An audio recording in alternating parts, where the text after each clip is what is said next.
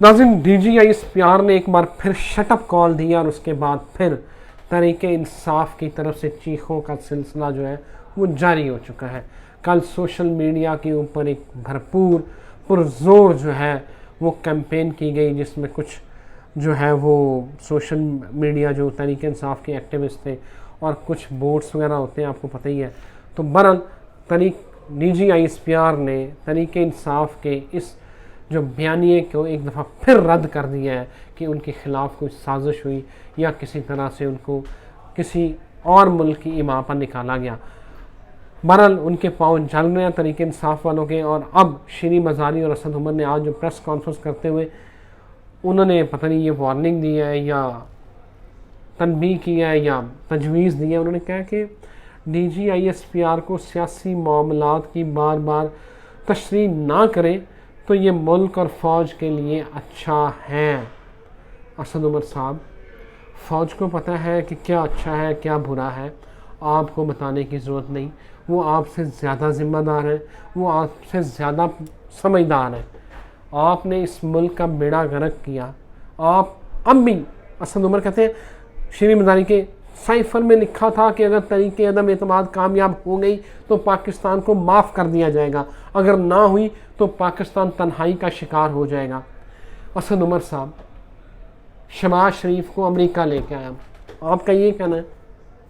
आप ये कहते हैं कि ये हुकूमत अमेरिका के इमाम पे आई है, अमेरिका इसको लेके आया। अगर तरीके इमरान खान चला गया, वो अमेरिका वाले यही कहते थे कि ये अगर चला जाए तो पाकिस्तान बच जाएगा।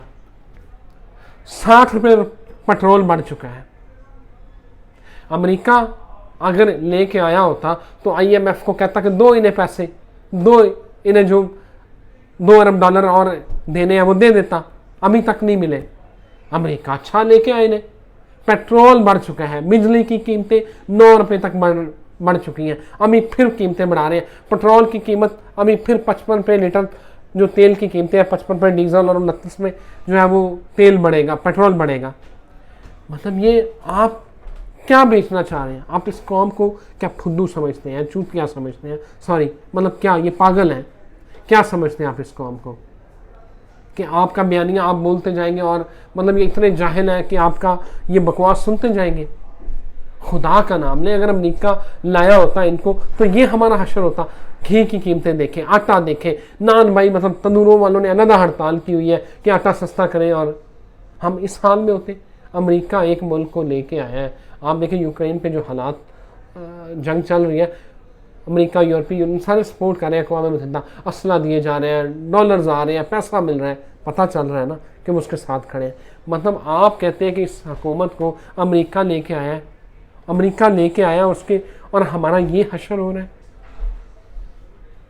मतलब इमरान खान ये नहीं बताएंगे कि आपकी हुकूमत क्यों गई, आप ये कभी नहीं बताएंगे कि आपने जो DGISI है उसका तकर्रर किस तरह किया, किस तरह आपने उसके ऊपर खलवाड़ किया।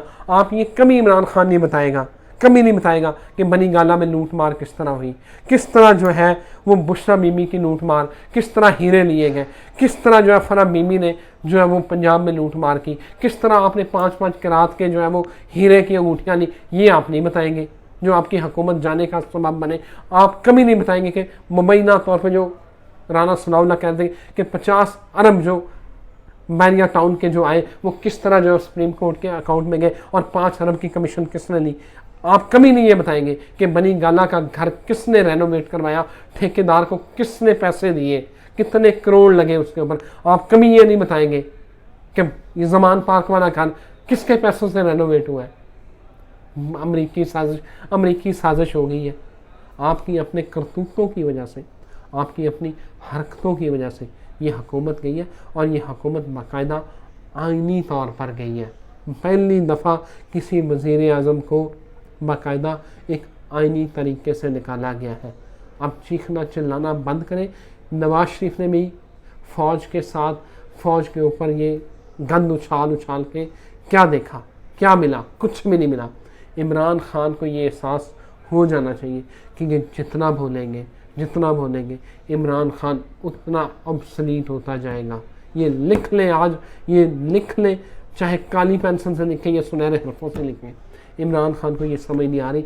इमरान खान पावर हंग्री है, उससे ये बर्दाश्त ही नहीं हो रहा कि वो हुकूमत से बाहर है। उसके झूले हेलीकॉप्टर के ख़त्म हो गए, उसके जो एक हुक्म के ऊपर, एक साइन के ऊपर ट्रांसफ़र पोस्टिंग हो जाती थी और यस सर और सलूट पढ़ते थे, उसको ये हज़म नहीं हो रहा।